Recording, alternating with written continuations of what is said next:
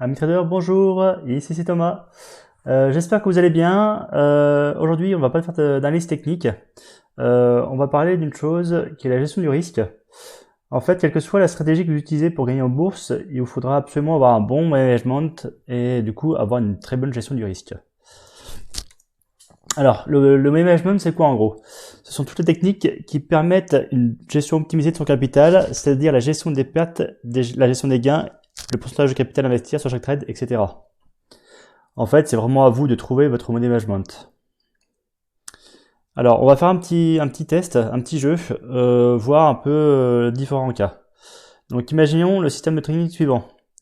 Vous gagnez 50% du temps. Ce qui n'est pas aberrant parce que finalement, soit ça monte, soit ça descend la bourse. Donc finalement, 50% du temps, c'est le ratio, on va dire, classique.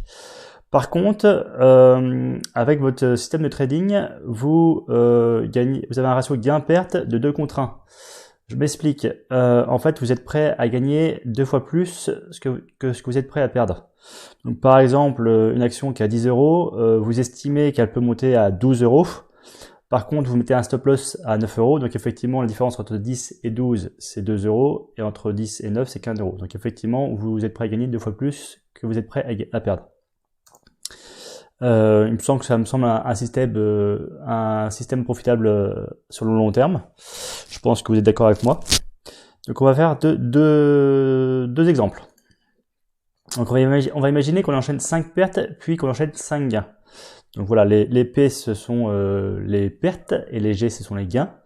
Donc on va imaginer une personne, donc un trader qui s'appelle Julien. À chaque trade, il investit 20% de son capital. Marie, sur chaque trade, elle prend que 1% de capital, elle risque seulement 1% de son capital. Ils commencent tous les deux avec le même capital, donc c'est un capital de 10 000 euros. Donc on va commencer par Julien.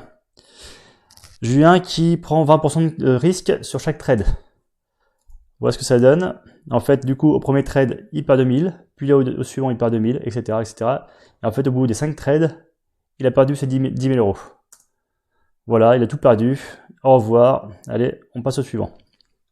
Par contre, Marie, qui elle prend un risque de seulement 1% de son capital par trade, enchaîne, donc du coup, effectivement, des pertes. Par contre, 1% de 10 000, ça fait que moins 100 euros chaque fois.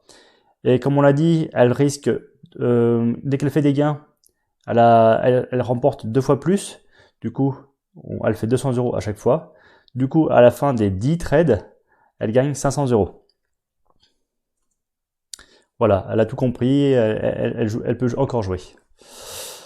En fait, un système de trading, ça fonctionne vraiment sur le long terme. Il faut vraiment avoir une bonne gestion des risques. Donc maintenant vous savez ce qu'il vous reste à faire. Il faut avoir une bonne gestion du risque.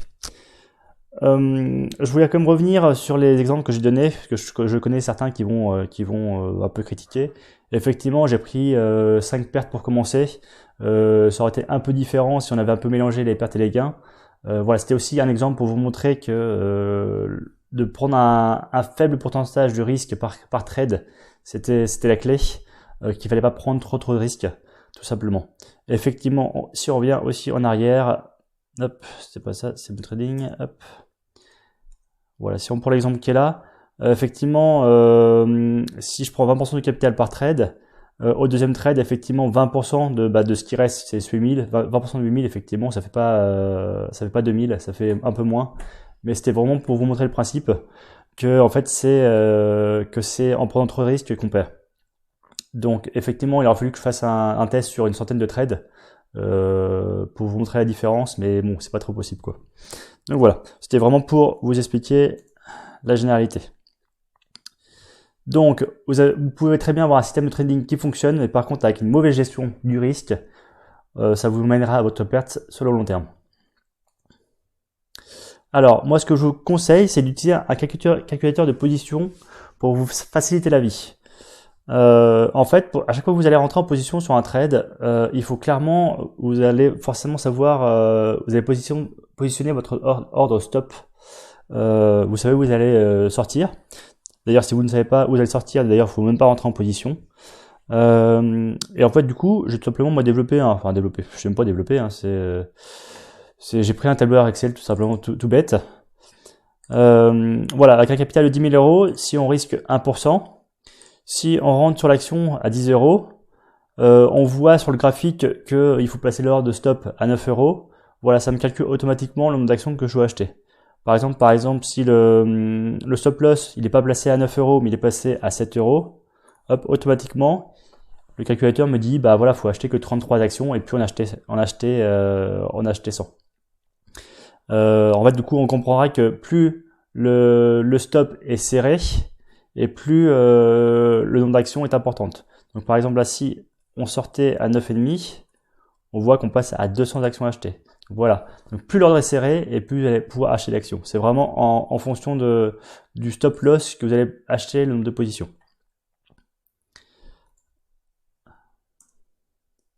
Alors qu'est-ce qu'on peut retenir de tout ça?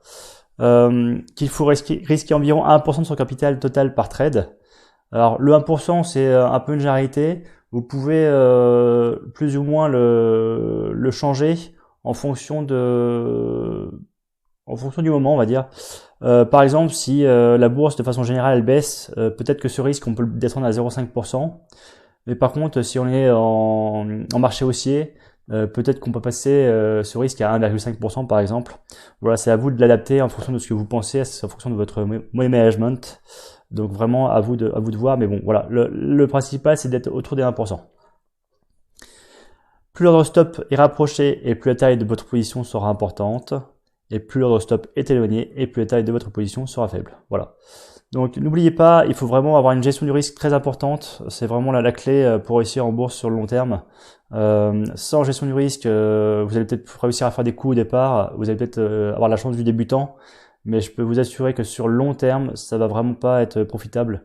Donc vraiment respectez votre money management, votre gestion du risque, et tout ira bien sur le long terme. Voilà, j'espère que cette vidéo vous a plu. Si elle vous a plu, n'hésitez pas à la liker.